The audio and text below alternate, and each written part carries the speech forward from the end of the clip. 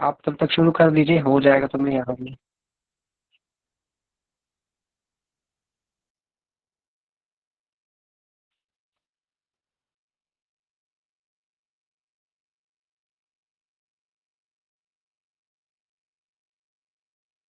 आप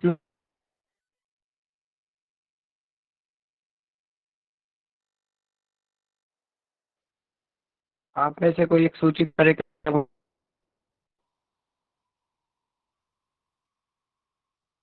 हाँ दिख रही है। जी, आप बोलते रहिएगा बीच बीच, क्योंकि यहाँ पे जी क्या जी। हो रहा है कि मुझे लैप करने में थोड़ी सी परेशानी हो रही है, यहाँ पे खुल नहीं रहा है, तो मैं फोन नहीं चला रहा हूँ तब तक, जब तक वो खुल रहा है। तो नहीं दिखाई दे तो बोल दीजिएगा। तो वहाँ आज की कक्षा में आप सभी का स्वागत। सभी को शुभ संध्या। हमने गत दिवस उस अ, नक्षत्र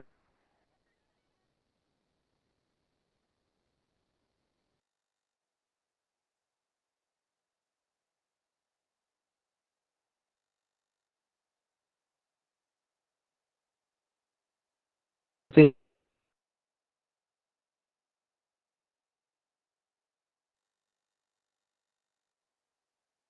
महोदय आवाज तो आ ही नहीं रही है।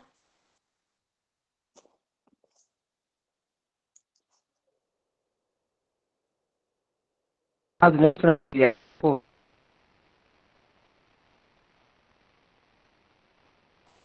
आपकी नेटवर्क प्रॉब्लम है क्या? हम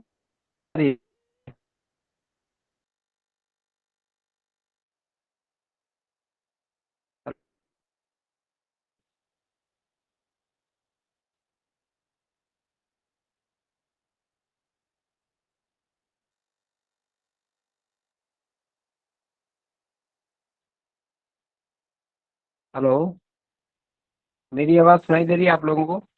जी अब आ रहे। जी जी। अभी पहले शायद ये बीच में कुछ समस्या हो गई थी। अभी शायद मुझे लगता है कि आ रही होगी आपको आवाज मेरी। यहाँ पे आज पता नहीं ये कुछ नेट काम ही नहीं कर रहा मेरा, तो ये जुड़ नहीं पा रहा हूँ यहाँ से मैं। तो मैं आपको यहीं से बोलता हूँ, आप सुनते जाइए। तो मैं यहाँ से ही आपको दिखाता हूँ, फोन के माध्यम से मैं अपने फोन से ही दिखाता हूँ आपको। कुछ विषय रह गया था, मैं उस विषय में बोलना चाह रहा था। जैसे मैंने कहा था कल, उसमें मैं कैमरा घुमाता हूँ। यहाँ से देख पा रहे हैं, आपको दिख रहा है, स्क्रीन पे नजर आ रहा है।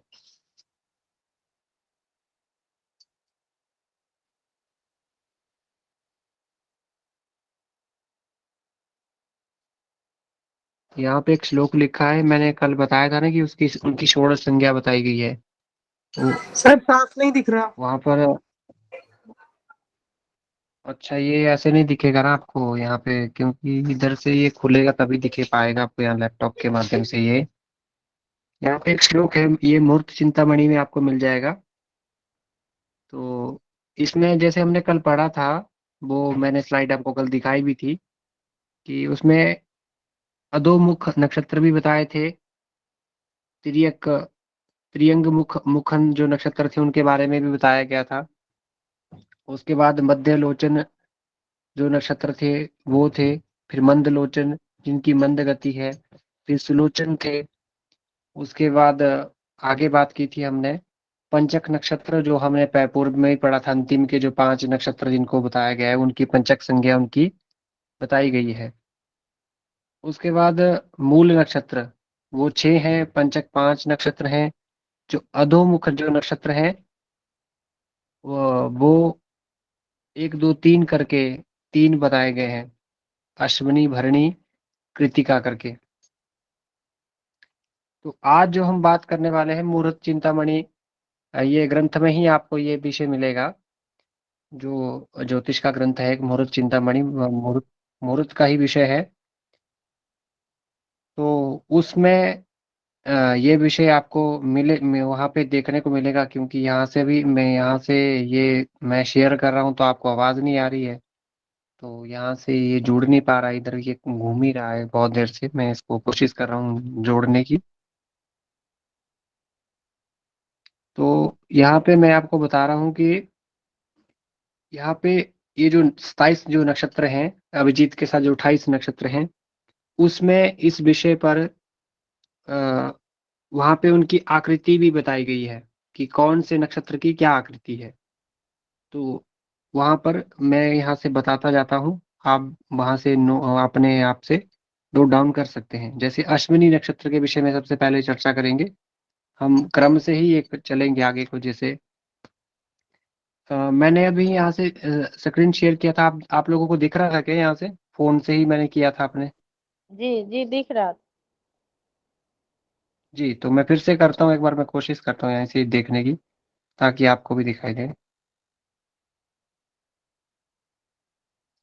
अगर नहीं दिखाई दे तो फिर वापिस आप मुझे बोलना, ठीक है?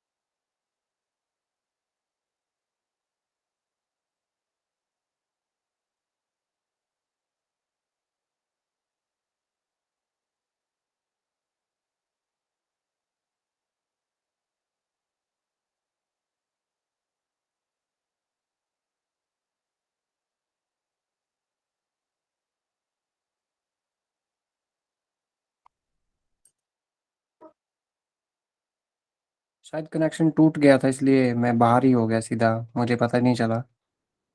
तो यहाँ पे मैं अभी देख रहा था, मैं एक चित्र दिखा रहा था आपको यहाँ से। शायद मेरी आवाज़ क्लियर है ना सभी को? जी जी। तो यहाँ पे एक यहाँ पे मुहूर्त चिंतामणि ग्रंथ के अनुसार अश्वनी आदि नक्षत्राणाम स्वरूप आकृति वर्णनम, उनकी आकृति का वर्णन वर्णन किया गया है मुहूर्त चिंतामणि ग्रंथ के अनुसार। प्रत्येक नक्षत्र का रूप कैसा है, उसकी आकृति कैसी है, उसका वर्णन क्या है।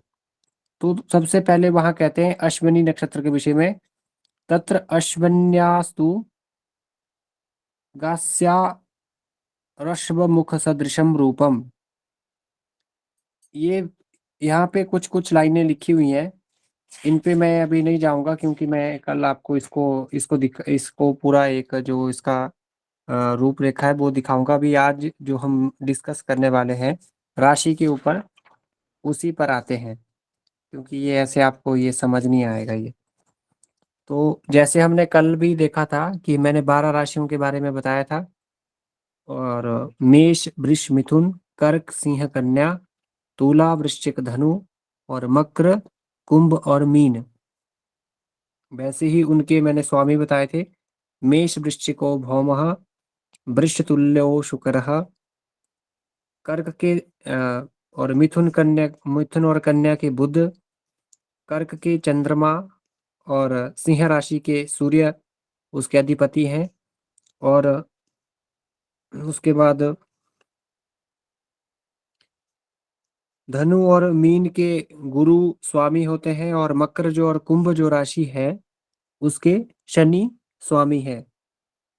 तो राशि का परिचय देते हुए सैद्धांतिक दृष्टि से सूर्य भ्रमण वृत्त, क्रांति वृत्त जिसको कहा जाता है, जो हमने कल भ चक्र की बात की थी, उसी में ये वहाँ वहीं पर ये देख सकते हैं इसको। वहां पे ही इसको जो 27 नक्षत्र हैं उनको 12 भागों में बांटा गया है। 19-27 नक्षत्रों को बाद में सवा दो करके 12 भागों में उनको बांटा गया है।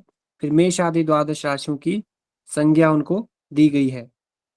स्वकीय ब्रह्मांडे एकम भ चक्रम वर्तते, तस्य भ चक्रस्य भागः त्रिषष्टि अंश परिमिता वर्तते।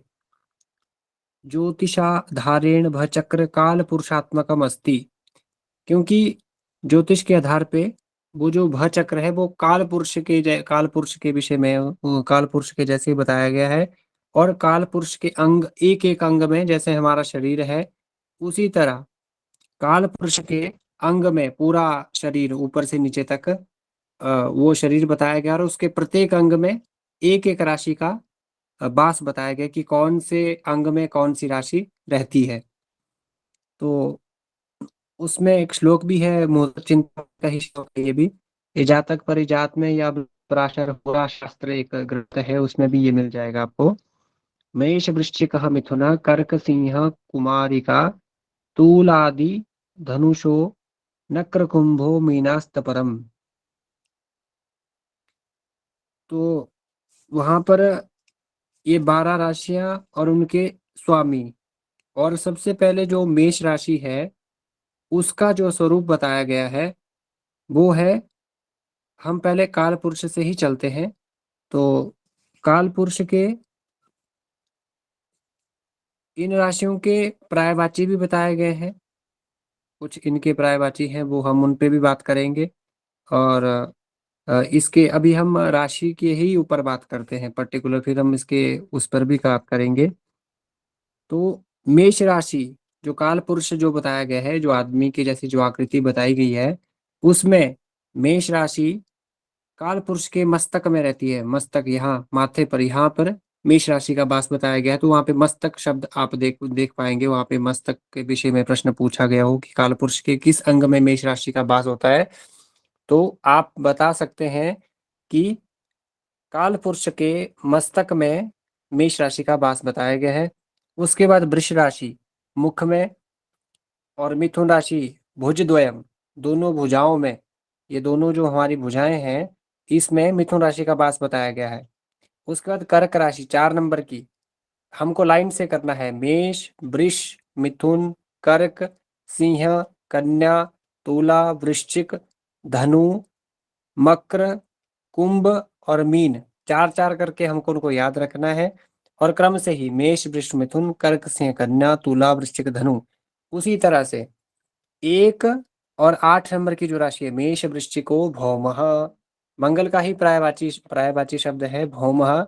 तो भौम शब्द अगर आप देखें तो उससे कंफ्यूज नहीं होना है। मैंने देखा है बहुत लोग उससे भी कंफ्यूज हो जाते हैं कि भौम शब्द सुन के वो उसके पर्यायवाची में बताया गया है।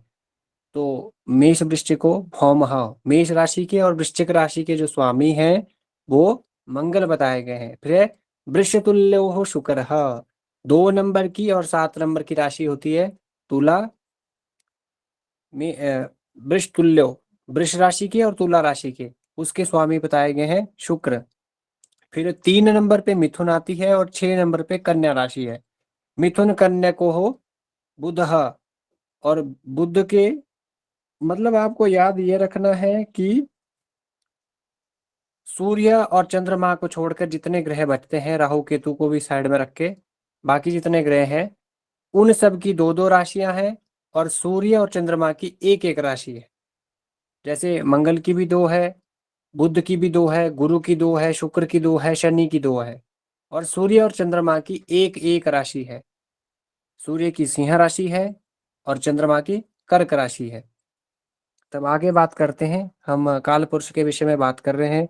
तो जो मिथुन राशि है वो भुज द्वयम मैंने बताया, पहले मस्तक पर मेष राशि, मुख में वृष राशि, भुज द्वय, दोनों भुजाओं में मिथुन राशि का वास होता है, और कर्क का हृदय में, हृदय प्रदेश, जहाँ हृदय की अपने हमारी जो ये राइट साइड जो है, हृदय जहाँ पे हमारा होता है, हार्ट जहाँ पे होता है, उस तरफ का जो यहाँ का जो ये हमारा हाँ, जहाँ ये हमारा होती है छाती जहाँ पे है, इधर जहाँ पे हार्ट होता है, उस तरफ का जो प्रदेश है वो काल पुरुष की कर्क राशि का स्थान बताया गया है। उसके बाद सिंह राशि है, उद्र स्थानम, जो हमारा पेट है उसका जो स्थान है वो स्थान सिंह राशि का बताया गया है। उसी तरह कन्या राशि का कटी स्थलम, कटी प्रदेश जो है, कमर जो हमारी, वो कन्या राशि का वो स्थान बताया गया है। उसके बाद तुला राशि, वो बस्ती, बस्ती वो और नाभि लिंगयोर मध्य भाग, जो गुप्तांग और हमारे पेट से बीच का जो भाग है उस उसको तुला राशि बताया गया है। उसके बाद वृश्चिक राशि है, वो गुप्तांग है, लिंगादि, गुप्तंगानी, और धनु राशि है उरु, उरु, धनु राशि का स्थान बताया गया है घुटने से ऊपर का, जो हमारा जहां आधा पैर खत्म हो जाता है वहां से ऊपर का जो स्थान है वो धनु राशि का है, उरु प्रदेश, उरु शब्द उसके लिए वहां पे आपको मिल जाएगा। उसके बाद मकर राशि, वो जानू में वास करती है, जानू जो हमारा होता है उसमें वास करती है। और कुंभ राशि जंघा द्वयम, जो कुंभ राशि है 11 नंबर पे, उसका जो प्रदेश बताया गया है वो है जंघा द्वयम। फिर मीन राशि है पाद द्वयम च भवति कथितम यथा कालंगानी, ये भी श्लोक बृहद जातक से लिया गया है, पहले अध्याय का, पहले अध्याय में ही मिल जाएगा। श्लोक है कालंगानी वारंग मानन मुरो हत हत क्रोध वासो भृतो, इस तरह से यहाँ पे एक श्लोक है, वो बृहद जातक पुस्तक में आपको ये मिल जाएगा। आज यहाँ पे थोड़ा सा टेक्निकल परेशानी की वजह से नेट नहीं सही से काम नहीं करने के कारण अभी भी घूम ही रहा है, ये नहीं खुल रहा है अभी भी। तो मैं यहाँ से आपको दिखा पाता, मैंने सब कुछ रेडी रखा था आपको दिखाने के लिए। इसी तरह हम आगे चलते हैं, यहाँ तक आपको क्लियर है ये विषय, यहाँ पे मैंने जो जो बताया अभी, हमने अभी तक देखो राशियों के नाम, उनके स्वामी, और काल पुरुष में कौन सी राशि का कौन स्थान है। यहाँ तक किसी को कोई परेशानी है तो आप बोल सकते हैं कि, तो हम थोड़ा सा आगे और बढ़ेंगे इसमें भी। जी नहीं, एक वो बता दीजिए कि मतलब होता है कि जैसे पुलिंग में कौन से ग्रह ये राशि आते हैं। नहीं नहीं, और वो अभी वो विषय आगे आएगा, अभी वो आगे आएगा जी थोड़ा सा, उस पे भी जी जाएंगे। वो आपका सही प्रश्न है, वो बहुत आसान, बहुत आसान सा है वो, उसमें ज़्यादा वो याद नहीं आपको करना पड़ेगा। वो बहुत आसान सा मैं आपको फॉर्मूला बताऊंगा। अभी जहाँ तक हमने पढ़ा वहां तक, और आपको श्रेया जी, आप सविता जी। जी सर, क्लियर है। जी, तो हम आगे चलते हैं।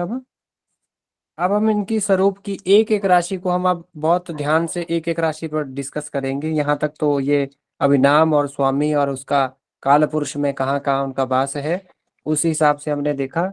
अब हम आगे चलते हैं। तो इसके फल के विषय में हम नहीं जाएंगे, फल के विषय से कोई प्रश्न नहीं आएगा। तो हम इसका अब आगे चलते हैं इसका।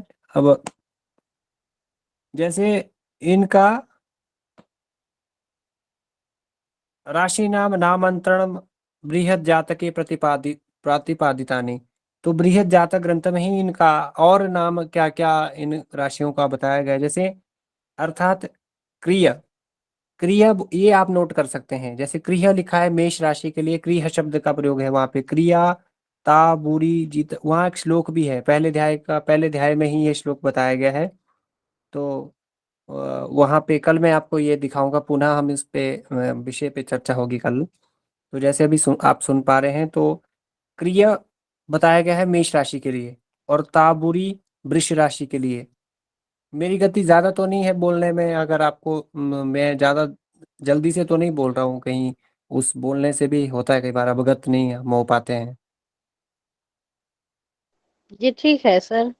जी, फिर है, देखिए क्रिया मेष राशि के लिए, ताबूरी वृष राशि के लिए, और जीतुम मिथुन राशि के लिए, और कुलीर कर्क राशि के लिए, और लेय सिंह राशि के लिए, पाथो पाथोन कन्या राशि के लिए, और जुक तुला राशि के लिए, और कौरपी वृश्चिक राशि के लिए, और तौक्षिक धनु राशि के लिए, आकौरकिर ये मकर राशि के लिए बताया गया है। फिर है हरिद्रोग कुंभ राशि के लिए, और अंत्यभश्च मीन राशि के लिए नामांतरण विधीयते। ये शब्द यहाँ पे बताए गए हैं वहां पर। अब हम आते हैं मेष राशि पे। सबसे पहले जो राशि आती है वो मेष राशि है। अब इसमें क्या क्या चीजें आती हैं, उसका स्वरूप क्या है, उसकी प्रकृति क्या है, वो दिवा बलि है, रात्रि बलि है, वो पुरुष है, स्त्री है, चर है, स्थिर है, क्या है, सब कुछ जितना भी ऑल ओवर उसके विषय में जो कुछ बातें आपको समझनी है, पता होनी चाहिए आपको, वो हम एक डिटेल से एक छोटा सा परिचय उसका लेंगे ऑल ओवर। तो वहां पे ही बृहद जातक का एक श्लोक है, मेषादि राशि नाम स्वरूपम मत्स्य घटी नृमिथुनम सकधम रविणम चापि नरोश्व जघनो मकरो मृगस्या तौलि सद्य दहना पलगवा च कन्या शेषा स्वनाम सदृशा खश्चराश्च सर्वे। ये बृहद जातक का ये श्लोक है। बृहद जातक ग्रंथ में ये श्लोक दिया गया है। अर्थात निम्न कारक युक्ता मेषादि राशयः भवन्ति एतेषां राशिनां जाति संज्ञा तत्व स्वामी। हम अभी जो पढ़ेंगे वो इसकी जाति क्या है, और संज्ञा क्या है, तत्व क्या है, स्वामी क्या है, स्थान क्या है, प्रकृति क्या है, वर्ण क्या है, और स्वभाव आदि, और शीर्षोदयी है या पृष्ठोदयी है या उभयोदयी है, और स्वल्प अंग अधस्तात प्रस्तूयते। एवं इसी तरह से आगे अब मेष राशि आती है, और हम जो मैंने अभी आपको चीजें बताई, इन चीजों पर ये सारी बातें होंगी। आप नोट डाउन कर सकते हैं साथ साथ में, जहाँ पे सुनाई ना दे या फिर पता ना चले तो आप बेझिझक पूछ सकते हैं। जी। तो सबसे पहले मेष राशि के ऊपर चर्चा कर रहे हैं। हम दो तीन राशियों पे ही आज चर्चा करेंगे, ज्यादा लंबा नहीं जाएंगे क्योंकि ये बहुत समझने वाला विषय है। तो मेष राशि के विषय में कहते हैं, मेष राशो मेष राशि इव स्वरूपम अस्ति। मेष कहते हैं भेड़ को, अज को कहते हैं अज स्वरूपम। मेष कहते हैं अजस्य स्वरूपम। भेड़ के जैसे आकृति एक देखी गई आकाश में ताराओं की, उन्हीं ग्रहों उन तारों को जो नक्षत्र की बात कर रहे थे उनकी एक आकृति आकाश में देखी गई, मेष की भेड़ की आकृति देखी गई, तो इसलिए इसको मेष नाम दिया गया। मेष राशो मेष एव स्वरूपम भवति। तो इसकी पुरुष जाति है। तो आप नोट कर सकते हैं, अभी पूछा था अर्पणा जी आपने कौन सी इसकी है, ये पुरुष है या स्त्री है, तो ये पुरुष जाति की ये राशि है और चर संज्ञक है। उसके बाद पूर्व दिशा इसकी, देखिए राशियों की दिशा भी होती है, तो पूर्व दिशा इसकी है।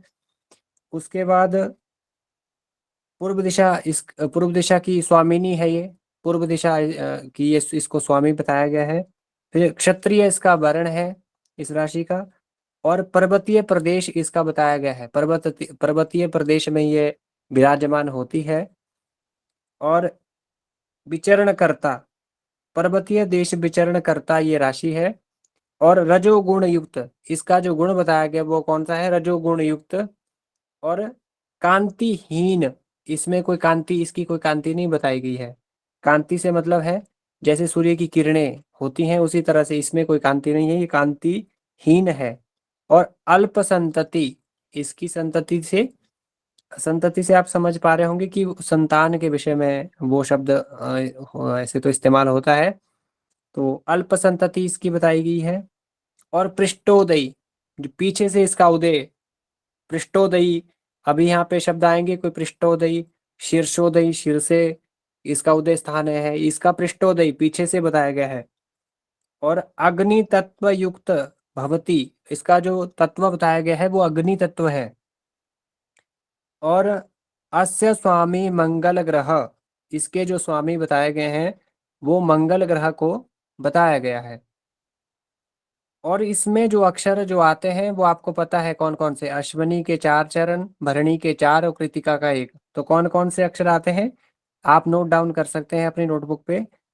चू चे चो ला, ली लू ले लो, अकथितम च। ये सारे शब्द, ये नौ नौ जो चरण हैं, ये मेष राशि के अंतर्गत आते हैं। तो हमने अभी अभी पढ़ा कि मेष राशि में कोई आप में से बता सकता है क्या क्या आपने नोट डाउन किया? सविता जी, अर्पणा जी, श्रेया। सर मैंने तो नोट नहीं किया, लेकिन आप जी जी मेष जो राशि में ये बताया कि पुल्लिंग आता है। पुल्लिंग जी पुरुष पु- जाति है बिल्कुल। पुरुष, हाँ पुरुष जाति है। और उसमें हम्म। नौ वो बताए हैं। चा ची चे चू ला ले ली नौ, जी जी जी 9 चरण बताए हैं। नौ नौ चरण वो चरण, अक्षर हैं, नौ चरणों चरण। के अक्षर हैं, तो 9 चरण हैं, आप सर ये याद इसका रख सकते जाति हैं अक्षर। क्षत्रिय होता है? जी जी श्रेया जी क्या कहा आपने? क्षेत्रीय जाति का होता है? इसका क्षत्रिय वर्ण बताया गया है, इसका वर्ण है वो। श्रेया जी वो वर्ण है, जो क्षत्रिय जो मैंने शब्द कहा वो इसका वर्ण बताया गया है। एक बार पुनः बोल दीजिए महोदय। जी जी हाँ, मेष पुनः मैं राशि एक का। बार इसी को बोल रहा हूँ। तो यहाँ देखिए, आप ध्यान से सुनिए बिल्कुल। मेष राशि में सबसे पहली जो बात बताई गई है वो है मेष इव स्वरूपम भवति। मेष के ही जैसा उसका रूप बताया गया है, इसीलिए उसका नाम मेष राशि बताया गया है। बक भेड़ के जैसे, जो भेड़ होती है ना, उसके जैसे ही उसका स्वरूप है। कल मैं आपको चित्र के माध्यम से भी दिखाऊंगा कि उसको मेष राशि को मेष ही क्यों कहा जाता है, उसको कुछ और नाम क्यों नहीं है। कुछ और उसको दूसरा कोई अश्व या चटका या दूसरा कुछ भी नाम हो सकता था, पर मेष ही क्यों कहा? तो उसकी आकृति ही वैसी बताई गई है। सविता जी कुछ कह रहे हैं आप? नहीं सर, वो पहले आप पूछ रहे थे तब मैंने करा था, अब आप रिपीट कर रहे हैं तो मैं सुन रही हूँ दोबारा से, क्योंकि मैंने नोट कर लिया था वो। आप सुन लीजिए, फिर मैं फिर से वापिस पूछूंगा तो आप बोलिएगा। ठीक। तो एक तो पहली बात आपको याद रखनी है कि मेष के ही जैसे इसका स्वरूप है, इसलिए ही इसको मेष राशि कहा गया है। दूसरी जो बात याद रखनी है, उसकी पुरुष जाति बताई गई है। तीसरी जो बात याद रखनी है, पुरुष और स्त्री, यहाँ पे 2 ही शब्द आएंगे जाति के विषय में, पुरुष स्त्री। 12 राशि हैं तो पहले पुरुष आएगा फिर स्त्री, फिर अगली राशि फिर से पुरुष, उसकी अगली फिर से स्त्री, उसके आगे फिर से पुरुष फिर स्त्री। तो 1 2 1 2 इस तरह से, पहली पुरुष दूसरी स्त्री। ठीक है। उसके बाद अगली जो बात बताई गई है तीसरी नंबर की, वो है चर संज्ञक।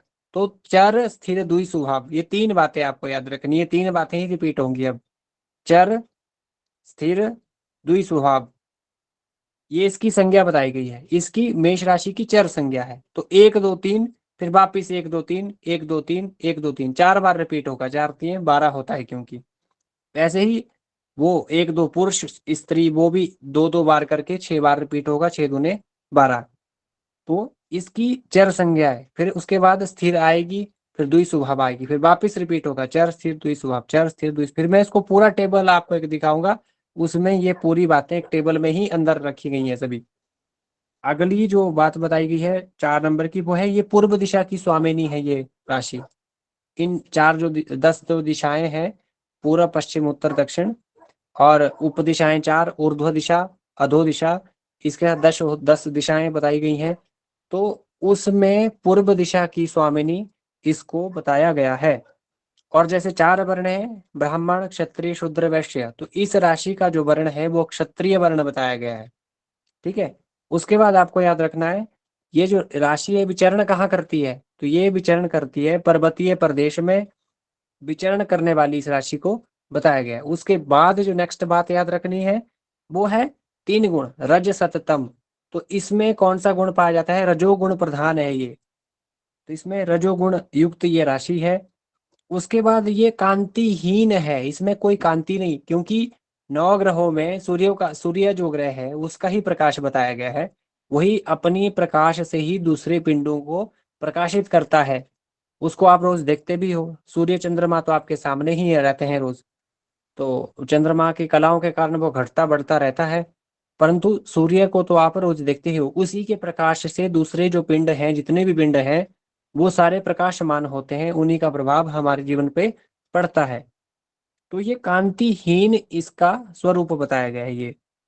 उसके बाद अल्प संतति, तो इसकी जो संतति बताई गई है, अगर संतति के विषय में कोई प्रश्न पूछा गया तो अल्प संतति, आपको अल्प शब्द याद रखना है, ये अल्प संतति वाली राशि है। उसके बाद इसका उदय, पृष्ठोदयी, यहाँ पे तीन शब्द आएंगे, एक पृष्ठोदयी, एक शीर्षोदयी, एक उभयोदयी। उभयोदयी का मतलब है वो उसका दोनों ही स्थान है, पृष्ठोदयी भी और शीर्षोदयी दोनों ही शब्द उसमें आएंगे। वैसे भी कुछ राशियां यहाँ पे आएंगी, पर यहाँ पे आपको याद रखना है वो है पृष्ठोदयी, पीछे से इसका उदय बताया गया है। और इसमें जो अक्षर आते हैं, 2.25 नक्षत्र आपको पता है, अश्वनी भरणी, अश्वनी के 4 चरण, भरणी के 4 और कृतिका का 1 चरण, उनके अक्षर, उनमें टोटल कितने हुए, 9 चरण हुए। तो उन 9 चरणों के अलग अलग 9 शब्द हैं। तो वो है, सबसे पहले आएगा चू, फिर चे, फिर चो, फिर ला, ली, लू, ले, लो और अ। मतलब चू से लेकर अ तक जो इतने शब्द आए बीच में, ये सारे आपको याद रखने हैं, वो मेष राशि में ही आते हैं। यही मेष राशि का स्वरूप है। इसके ज्यादा और कुछ याद नहीं रखना है आपको इसके विषय में। कुछ बातें और हैं, वो मैं आपको अलग से बताऊंगा जब ये विषय पूरा हो जाएगा, उसके बाद हम उस पे आएंगे। यहाँ तक अब किसी को इस पे फिर से बोलने की आवश्यकता है मुझे इस पर क्या? No sir. सविता जी, आप कुछ बोलना चाह रही थी पहले? नहीं सर, अब वो कोई मैं डाउट? पहले बताना चाह रही थी, वो मैंने लिख लिया था और कुछ नहीं बोलना जी चाह रही थी। जी जी। श्रेया जी, अभी आपको कोई इसमें डाउट मेष राशि में कुछ? नहीं सर, क्लियर। जी, तो इसके आगे चलते हैं, हम अब वृष राशि पे आते हैं। अभी हमारे पास 5 मिनट हैं, तब तक हम थोड़ा सा इसको समेट लेंगे, वृष राशि को समेटेंगे, क्योंकि इसमें ज्यादा दौड़ के फायदा नहीं है, हम धीरे धीरे पढ़ेंगे। अभी थोड़ा आज टेक्निकल परेशानी से 10 मिनट उसने भी उसकी वजह से भी खराब हो गए, तो मैं ज्यादा समय को खराब ना करते हुए यहीं कक्षा पे आता हूँ। तो यहाँ पे भी बृहद पराशर होरा शास्त्र एक ग्रंथ है, उस विषय उससे ही इस श्लोक को लिया गया है। श्लोक है, पूर्ववासी नृप ज्ञाति शैलचारी रजोगुणी पृष्ठोदयी पावकी च मेष राशि कुजाधीप। ये मेष राशि का, वो ऊपर जो उसमें बहुत कुछ बातें ऊपर वाले श्लोक में भी लिखी हैं, पर ये नीचे ये जो श्लोक 2 लाइनों का श्लोक है, ये मेष राशि के विषय में था। क्या था? पूर्ववासी नृप ज्ञाति शैलचारी रजोगुणी पृष्ठोदयी पावकी च मेष राशि कुजा दीप। ये मेष राशि के विषय में श्लोक है। सर, इनके लिए एक सर से अभी सर से बात करके आपके लिए फिर जहाँ पे ये मटेरियल उपलब्ध करवाना होगा वहाँ पे आपको उपलब्ध होगा ये अभी, क्योंकि गुरुजी की तरफ से कुछ इंट्रोडक्शन नहीं मिला है, तो जिस कारण से मैं आपको ये मटेरियल भी नहीं दे पा रहा हूँ अभी। क्योंकि कल भी कहा था, जैसे कल भी बोला गया था बीच में कि आपको देखना है, पर आप तभी देख पाएंगे जब मैं आपके साथ जुड़ूंगा तभी, क्योंकि मेरे पास जुड़ने के लिए कोई माध्यम नहीं है ना, शाम को ही आपसे जुड़ पाता हूँ। तो दिन में मैं अपने विद्यालय में रहता हूँ, तो इस कारण भी नहीं जुड़ पाता हूँ। तो आगे श्लोक है वृष राशि पर, वह श्वेत शुक्राधीपो दीर्घ चतुस्वादी चतुस्वपादी बरी वीरबली याम्येट्य ग्राम्यो वणिग भूपी रज पृष्ठोदय वृषः। ये वृष राशि के, ये बृहद पराशर होरा शास्त्र से ही लिया गया ये वाला श्लोक भी। तो इसमें क्या कह रहे हैं, जैसे वृष आपको पता है किसको कहते हैं? आप में से कोई बता सकता है वृष किसको कहते हैं? बैल को। जी, तो बैल से ही आपको जो बैल, जो गाय का जो बछड़ा होता है, बैल जिसको कहा जाता है, उससे ही आपको इस राशि का स्वरूप समझ में आएगा कि क्या ये राशि है। 2 नंबर की ये राशि है, मेष राशि 1 नंबर पे आती है, 2 नंबर पे वृष राशि है। तो इसमें कहा गया है, इसमें क्या क्या कहा गया है, सबसे पहले वृष ही, इसके नाम से हम समझ सकते हैं कि वृष बैल को कहा जाता है, तो इसकी आकृति भी उसके जैसे ही कुछ कुछ बताई गई है। तो वृष इव स्वरूपम भवति, तो पहली ही लाइन में बताया गया कि वृष इव रूपम भवति, कि बैल की ही जैसे इसकी आकृति होती है, मैंने अभी पहले थोड़ी देर ही पहले कहा था कि पुरुष स्त्री ये रिपीट होने वाला है। तो अभी मेष राशि के बाद जो दूसरी राशि है ये स्त्री जाति की राशि है। पहली राशि की अब देखो हम कंपैरिजन करते जाएंगे दोनों राशियों में, फिर आपको समझ में बहुत चीजें आएंगी। तो पहले पुरुष आया, तो अभी यहाँ पे वृष की कौन सी जाति बता रहे हैं? स्त्री जाति। पहले बताई संज्ञा स्थिर, पहले चर बताई, तो अब क्या बता रहे हैं? स्थिर। वृष राशि की जो संज्ञा है वो स्थिर संज्ञा है। मैंने थोड़ी देर ही पहले कहा था कि 3 संज्ञा है, चर स्थिर दुई स्वभाव, वही रिपीट होंगी वापिस वापिस वापिस 3 बार। तो 4 बार वो रिपीट होंगी, और ये स्त्री पुरुष जो जाति है वो 6 बार रिपीट होगा। तो पहले चर बताया गया, अब स्थिर संज्ञा बताई गई वृष राशि की, और उसका तत्व बताया गया था। इसका तत्व है अग्नि तत्व। तो यहाँ पे है वृष राशि का जो तत्व बताया गया है वो है भूमि तत्व, और उसका इसका स्वभाव है शीतल स्वभाव वृष राशि का। यहाँ पे कुछ नई बातें भी आ रही है, तो जरूरी नहीं है वो सब में मैच करें, कुछ कुछ अलग भी हो सकता है। तो जैसे यहाँ स्वभाव की बात की गई, तो यहाँ पे शीतल स्वभाव है वृष राशि का। फिर है कांति क्रांति रहित, ऊपर अल्प संतति था, यहाँ पे वहां पे कांतिहीन था, हीन शब्द लिखा है, यहाँ पे कांति रहित लिखा है। अब यहाँ पे कांति रहित, इसको याद रखना पड़ेगा। फिर ये वहां पे पूर्व दिशा की स्वामिनी थी, ये वृष राशि दक्षिण दिशा की स्वामिनी होती है, और उसकी प्रकृति बताई गई थी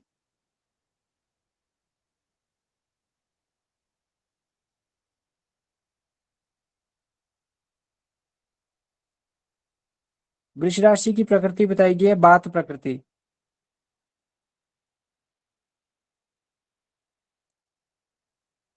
अभी यहाँ पे मेष राशि की प्रकृति नहीं है, वो मैं आपको कल बता दूंगा देख के।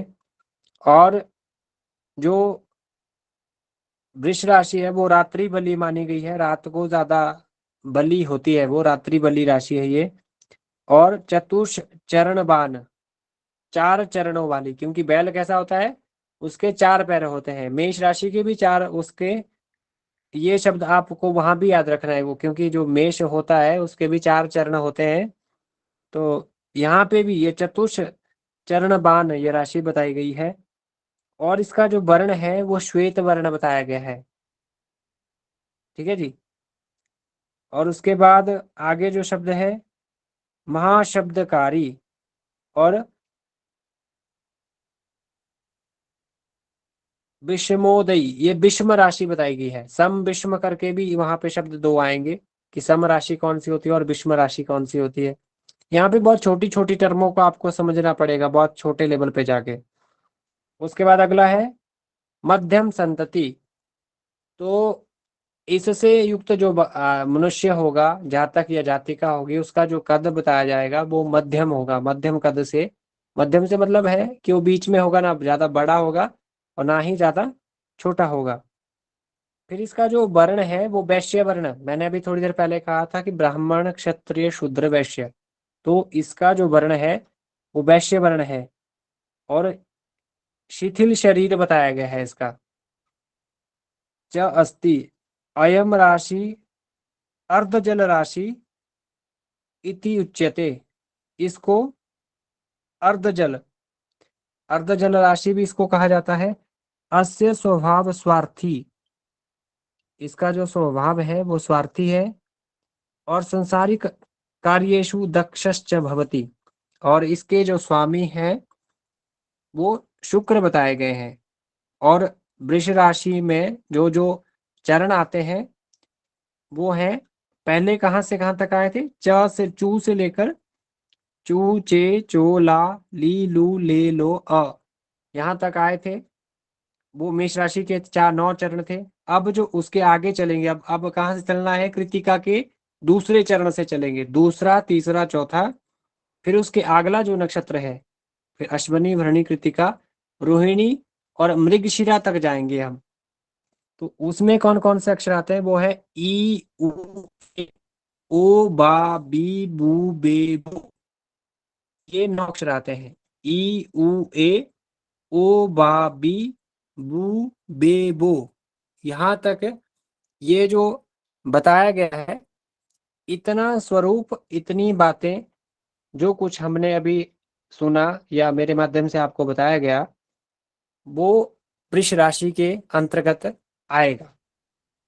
आज का समय समाप्त होता है कक्षा का, तो हम कक्षा को यहीं विराम लेते हैं।